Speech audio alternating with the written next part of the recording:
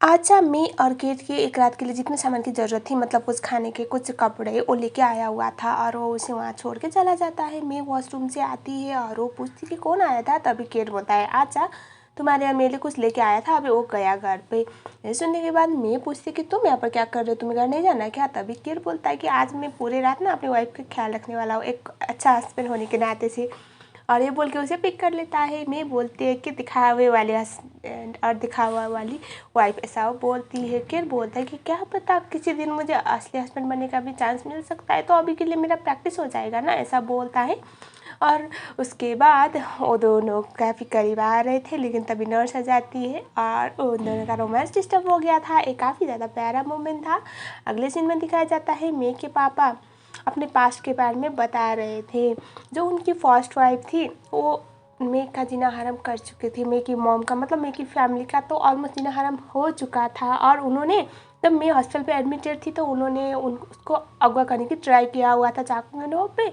और जो मे की मॉम थी उसने उसको बचाने की ट्राई किया था। और इसी चक्कर में हुआ क्या था ना, ऐसा सिचुएशन आता है कि जो मे की मॉम और उससे की जान खतरे में थी और वो औरत चाकू लेके आ रही थी, तो इसी डर में जो मे की मॉम थी उन्होंने गाड़ी से उनको ठोक दिया। At that point she died. और इस मोमेंट से मे को और ज़्यादा अटैक आने लगे, मतलब उसके लिए एक ट्रॉमा जैसा हो गया। उनकी सेकेंड वाइफ भी इसी ट्रॉमे की वजह से मर गई, मतलब उनके अंदर गिल्ट था कि मेरी वजह से उसकी मौत हुई, सोच सोच के वो भी मर गई थी। और मैं तो बाद में थेरापी लेके बेटर हो गई थी, बहुत सारे थेरापी सेशन उसने लिया हुआ था। लेकिन सबसे बड़ी प्रॉब्लम की बात ये थी कि जो उनकी फर्स्ट वाइफ का एक बेटा था वो कभी उन लोगों को मिला नहीं, यही उस चीज़ें वो बता रहे थे। नेक्स्ट सीन में दिखाया जाता है नैक में से मिलने के लिए आया हुआ था हॉस्पिटल पे। साथ ही में बंदा किसी और की वाइफ पे काफ़ी ज़्यादा बुरी नज़र लगा रहा होता है और वो उसे एक पेंटिंग गिफ्ट करता है। नैक बोलता है कि मैं चाहता हूँ तुम मेरी मॉडल बनो पेंटिंग में। और मैं ओके बोल देती है क्योंकि ये बंदा इतना अच्छे से बात कर रहा था, मैं कैसे मना करती।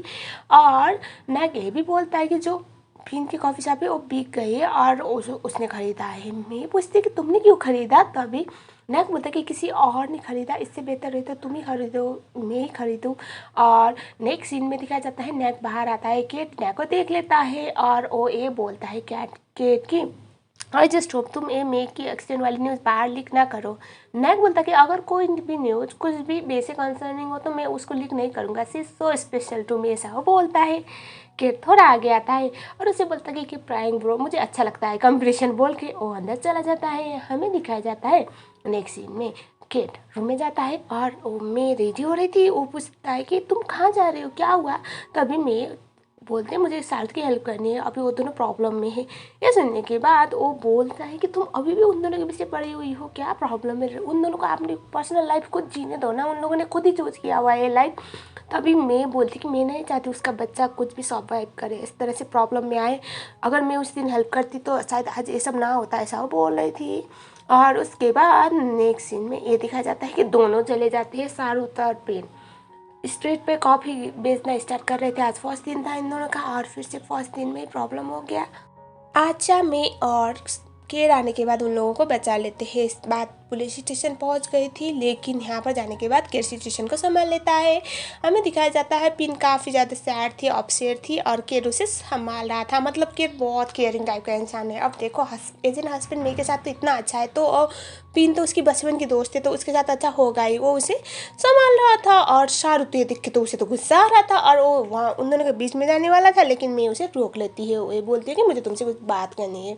उसके बाद दिखाया जाता है मैं शाहरुख से बोल रही थी कि मुझे तुम्हारी मदद करनी है, लेकिन पीन आती है और बोलती कि तुम्हें ये सब दिखावा करने की कोई भी ज़रूरत नहीं है, मुझे नहीं चाहिए तुम्हारा दिखावा। ये सुनने की बात और मैं तो शॉक हो गई थी, सब लोग शॉक हो गए थे। पिन तो बहुत ज़्यादा इंसल्ट कर देती है मैं कि जैसे कि उसके हाथों से मैंने सब कुछ छीना हो। और यहाँ पर शाहरुख और केट भी उसे कुछ बता नहीं पाते, मतलब वो समझ ही नहीं रही थी और दोनों आपसे चले जाते हैं। मैं काफ़ी अपसेट हो जाती है और वो बोलते हैं मुझे घर जाना है और उसके बाद गाड़ी में बस बैठ जाती है। और मैं ये बोल रही थी कि मुझे अपने घर जाना है, मतलब पापा वाला घर। केर बोलते कि नहीं अभी मेरे घर पे जाएंगे हम लोग, लेकिन मैं मान ही नहीं रही थी। मैं बोलते कि आजा मुझे अपने घर जाना है। केर बोलता कि सुना ना मैडम ने क्या कहा, चलो। आजा बोलता है कि सुना पर सर अभी आपको छोड़ने के बाद मुझे खुद काम के लिए जाना है तो मैं बहुत लेट हो रहा हूँ तो आपको छोड़ नहीं पाऊँगा, बोल देता है आजा। ये सुनने के बाद मैं बोलती है गाड़ी रोको, लेकिन वो मना कर रहा था, केर भी मना कर रहा था। वो उसके बाद जब मैं गुस्से में आती है तो गाड़ी रोकना पड़ता है और मैं बाहर आती है। वो रास्ते पे चलने लगती है, केर उसे फॉलो कर रहा था। मैं बोलती कि तुम मुझे फॉलो क्यों कर रहे हो, तभी केर बोलता है कि अगर तुम ऐसे घर पे जाओगी तो तुम्हारे पापा तो मेरी जान ले लेंगे, एटलीस्ट मैं भी जाऊँगा तुम्हारे साथ। और वो टैक्सी लेने की ट्राई कर रही थी, मैं टैक्सी में बैठती है और केर भी उसके साथ टैक्सी में बैठता है। केर को मैं बोल रही थी चलो यहाँ से जाओ, मुझे घर जाना है, लेकिन वो मना कर रहा था। तभी मैं बोलती कि केट यहाँ से जाओ, ऐसे उसका नाम ले रही थी 2-3 बार। केट काफ़ी प्यार से देखता है और बोलता है कि क्या हुआ, बोलो ना। पता है तुम जब मेरी नाम लेती हो ना तो मुझे इतना अच्छा लगता है, ऐसा लगता है कि मैं सुनता जाऊँ। तो कोई बात नहीं, जब तक घर पहुँचेंगे तो मेरा नाम लेते रहना और मैं सुनता रहूँगा, बोलता है। और ड्राइवर बोलते कि केट कहाँ पर जाना है। ये सुनने के बाद केट हंसने लगता है और वो बाहर निकलती है।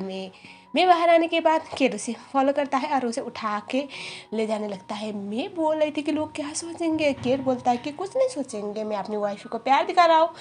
मैं बोलती कि फेक वाइफ। तभी केट बोलता है कि तुम्हें पता नहीं है, आजकल मेरी जो भी फीलिंग है ना बहुत जेन्युइन है, तो मुझे नहीं लगता मैं कोई गेम खेल रहा हूँ या फिर मैं ये सब प्रिटेंड कर रहा हूँ, तो मैं एक दिन समझोगी, ऐसा वो बोल देता है। मैं बोलती कि ठीक है चलो गाड़ी चलो तुम्हारे घर। और उसके बाद केर ओके बोलता है और दोनों घर चले गए थे। घर पे आचा वो पेंटिंग लेके आता है और वो बोलता है कि इसको स्टोर रूम में रखना है या फिर बेडरूम में। मैं बोली थी बेडरूम में, केर बोला था स्टोर रूम में। मैं बोलती कि ये क्या बोले, इतना अच्छा पेंटिंग है स्टोर रूम में क्यों रखना। तभी केर बोलता है कि आई नो पेंटिंग बहुत अच्छी है, लेकिन जिस बंदे ने दिया ना वो मुझे पसंद नहीं। आजा बोलते कि अगर ऐसी बात है तो हम लोग खुद ही डिसाइड करो, बोल के टेबल पे रख के चला जाता है। केडर में फ्रेम को छीनने की ट्राई कर रही थी और जिसके चक्कर में मैं तो गिर गई, क्योंकि केड ने ज़्यादा जोर से पकड़ा नहीं था और मैं बहुत ज़ोर से खींच लेती है। तभी केड बोलते कि ठीक हो तुम। और मैं बोलती कि तुमने इतने ज़ोर से क्यों छोड़ा। और उसके बाद वो उठती है, केड बोलते कि सॉरी और उसके गाल पे किस कर लेता है। मैं तो खुद ही शॉक हो गई थी। केड बोलता है कि रात को मैंने पिज़्ज़ा पार्टी रखा हुआ है तो तुम ना नाइट गाउन पहन के आना। मैं बोलती हूँ नाइट गाउन। तभी गेट बोलता है अभी तुम्हें चोट लगी है ना, उसी का कॉम्पेंसेशन। और उसके बाद मैं चले जाती है रूम में और वो अपने नाइट गाउन देखने लगती है, लेकिन इसके नाइट गाउन इतने छोटे छोटे थे, मतलब बहुत सेक्सी से, जिसकी वजह से वो ना काफ़ी ज़्यादा परेशान होने लगती है, क्योंकि उसे अपने डियर हस्बैंड के बारे में पता है। तो वो बहुत ज़्यादा कंफ्यूज हो रही थी क्या पहनूं। कि उसे आवाज़ लगाता है कि मैं पिज़्ज़ा ठंडा हो रहा है जल्दी से आओ। तभी वो बोलती कि ठीक है आ रही हूँ, मैं बोल रही थी। तभी केर बोलता है कि जल्दी आओ। कुछ टाइम बाद दिखा जाता है, केर देखता है मेरे को, मैं तो पैंट और शर्ट के साथ आई हुई थी। ये देखने के बाद केर समझ जाता है ये बंदी क्या सोच रही है, और उसके बाद वो बोलता है कि सही है ये। तभी मैं बोलते हैं कि पिज़्ज़ा खाने के लिए ये मुझे सही लगा, एक पार्टी के लिए नाइट गाउन से ज़्यादा सेक्सी तो ये लग रहा है। केर बोलता है कि हाँ बहुत सेक्सी लग रहा है, अगर तुम बोले तो ऐसा वो बोल देता है। उसके बाद दोनों पिज़्ज़ा खाने बैठ जाते हैं। और देखो पिज़्ज़ा खाना तो इनका एक बहाना था, इनका रोमांस तो चल ही जाता है और चल रहा था। एक पॉइंट पे आने के बाद केर रुकता है और वो बोलता है कि मैंने तुमसे बोला था जिस दिन तुम मुझे अपने दिल की बात बताओगी, मतलब जब तक तुम कन्विंस नहीं करोगी मैं हमारे रिश्ते को आगे नहीं ले जाऊंगा। तो आज अगर तुम कन्विंस करोगी तो हमारे रिश्ते का एक और लेवल आगे जाएगा, ऐसा वो बोलता है। मैं बेचारी बोलने वाली थी इतनी ज़्यादा फंबल कर रही थी, लेकिन उसी टाइम पे वो अंदर चली जाती है। बेचारा के आज भी उसकी डियर वाइफ की जो कन्फ्यूजन था सुन नहीं पाया। और अंदर जाने के बाद मैं बहुत ज़्यादा प्लस कर रही थी और वो सोच रही थी कि आज तो मैंने ऑलमोस्ट बोल ही दिया था, और वो काफ़ी खुश भी थी। और तभी शाहरुख का कॉल आता है उसे, और वो शाहरुख उसे मिलने के लिए बुलाता है। किड कुछ वक्त के बाद उसके रूम में आता है और वहाँ पर मैं ऑलरेडी सो चुकी थी। किड बोलता है कि तुम अंदर आने के बाद सो गई क्या, ठीक है अगर सो गई हो तो अब तुम्हें तुम्हारे साथ कुछ भी कर सकता हूँ ना, बोल के वो उससे ऐसे चिढ़ाने की ट्राई करता है। एंड यस मैं तो ड्रामा कर रही थी, मैं बोलती कि तुम मेरे साथ गेम खेल रहे हो।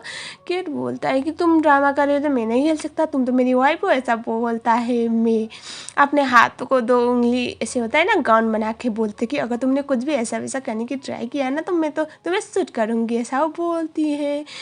तभी किड बोलता है कि अगर मैं कुछ करने की सोचूंगा तो तुम्हें लगता है तुम्हारी ये 2 उंगलियां मुझे रोक सकती है, बोल देता है। और मैं उसे ऐसे तकिए से मारने लगती है। केट बोलता कि ठीक है, मैं बोल रही थी मैं बाहर जाके सो जाती हूँ, तुम सो जाओ। केट बोलता कि कोई बात नहीं ना, तुम यहीं पर सो जाओ ना, मैं तुम्हें कुछ भी नहीं करूँगा, आज साथ में सोएंगे। तभी मैं बोलती कि नहीं नहीं नहीं, मुझे तुम पे बिल्कुल भरोसा नहीं, मुझे पता है तुम्हारी हरकतें कैसी होती है। और उसके बाद वो बोलती कि मैं बाहर सोने जा रही हूँ।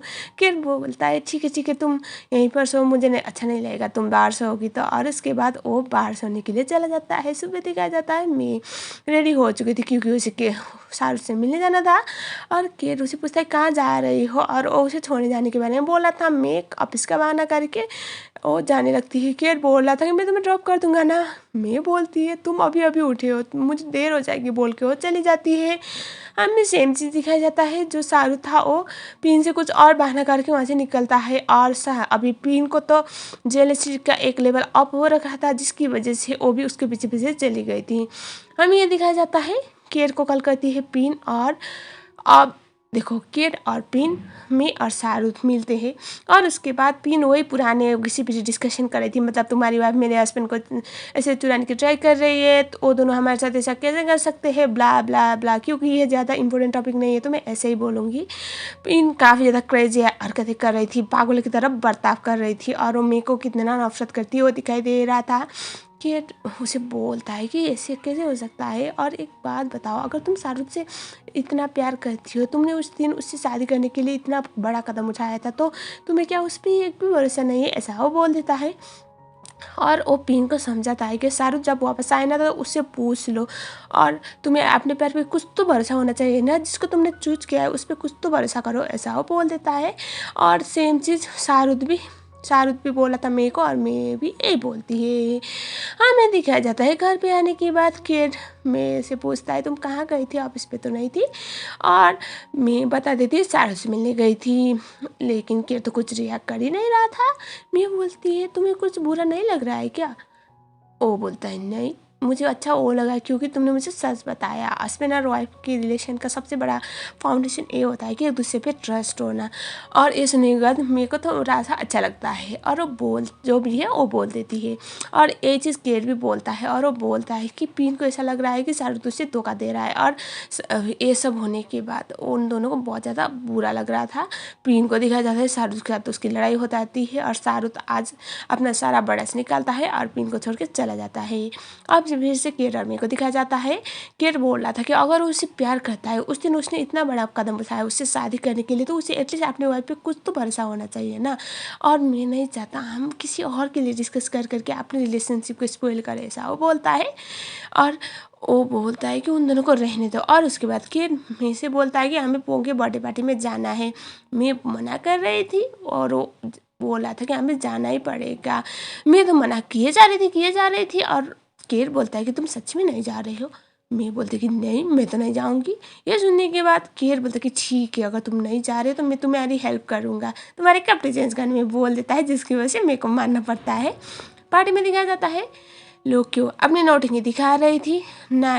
पहले तो लोक्यो को अपने काम के लिए इस्तेमाल करता है। क्या होता है ना, लोक्यो जाती है केट के पास ये बोलने के लिए कि पोंग ने उसे बुलाया हुआ है। उसी वक्त पे मैं देखती है नाकाई जा रहा है, उसे उससे बात करनी थी, जिसकी वजह से वो नीचे चली जाती है। और इधर हमें केट को दिखाया जाता है। लुक्यू ने झूठ वाला उससे पता चल जाता है, और उसे ये भी पता चलता है कि मैं कहीं गई है। और उसके बाद ये लोग मेरे को ढूंढने लगते हैं। मेरे को दिखाया जाता है एक बंदा आके उस पर अटैक करता है, और नाक आके उसे रेस्क्यू कर लेता है। जब मेरे को होश आता है तो वो नाक के घर के बेडरूम में थी, और वो उसे बताता है मैंने तुम्हें बचाया है, तुम वहाँ पर गई क्यों थी। उसे तो कुछ समझ में आ नहीं रहा था, बस वो बोलती कि केट परेशान हो रहा होगा, मुझे जाना चाहिए। और केट को दिखाया जाता है लुक्यू की हरकत के बारे में उसे पता चल गया था, तो वो उस पर गुस्सा कर रहा था और मेरे के बारे में पूछ रहा था।